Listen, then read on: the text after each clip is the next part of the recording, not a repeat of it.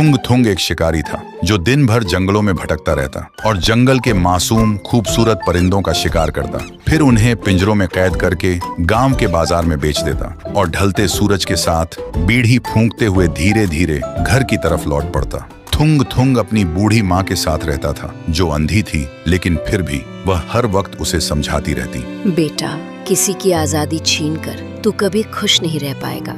लेकिन माँ को एक बात नहीं पता थी, थुंग थुंग को उन मासूम बेजुबान परिंदों को तड़पते हुए देखकर सुकून मिलता था, इसलिए वह माँ की एक भी बात सुने बिना उन्हें घर में अकेला छोड़कर रोज जंगल चला जाता। लेकिन एक दिन थुंग थुंग जंगल के सबसे घने और सुनसान रास्ते से जा रहा था। तभी उसे रास्ते के बीच एक सुनहरे रंग का पिंजरा दिखा और उस पिंजरे के अंदर एक खूबसूरत चिड़िया कैद थी। देखते ही थुंग थुंग की आंखों में लालच आ गया। उसने सोचा इसे बेचकर तो बहुत पैसा मिलेगा, लेकिन तभी उस पिंजरे से एक रुला देने वाली आवाज आई, मैं सदियों से इस पिंजरे में कैद हूँ। थुंग थुंग, अगर तू मुझे आजाद कर दे तो बदले में मैं तुझे एक ऐसी जादुई शक्ति दूंगी कि तू जिस भी चीज को अपने लालच भरे मन से छुएगा वो सोने में बदल जाएगी।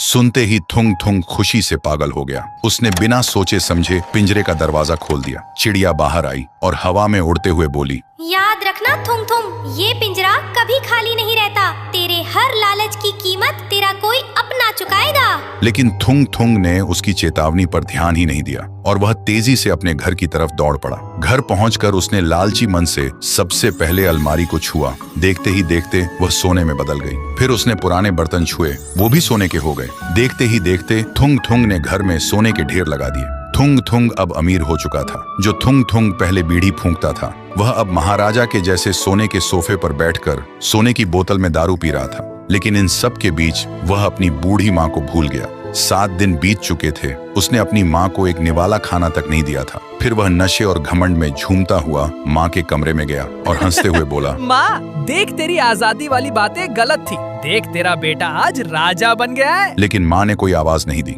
फिर थुंग थुंग ने आगे बढ़कर अपनी माँ को जैसे ही छुआ, उसकी माँ सोने की मूर्ति में बदल गई। थुंग थुंग का नशा 1 सेकंड में उतर गया। वह घबरा कर पीछे हटा और तभी उस कमरे में एक डरावनी हंसी गूंज उठी। मैंने कहा था ना थुंग थुंग, वो पिंजरा कभी खाली नहीं रहता। तेरी माँ भूख और प्यास से कब की मर चुकी थी। तूने सोने के लालच में अपनी माँ को भुला दिया और अब उनकी आत्मा हमेशा के लिए उस पिंजरे में कैद है। सुनते ही थुंग थुंग पागल हो गया। उसने रोते हुए अपने हाथ जमीन पर पटके और चिल्लाने लगा, ले ये शक्ति और मेरी माँ को वापस दे दे। पर जमीन पर हाथ पटके ही जमीन से होते हुए पूरा घर ही सोने में बदल गया और जमीन के अंदर धंस गया।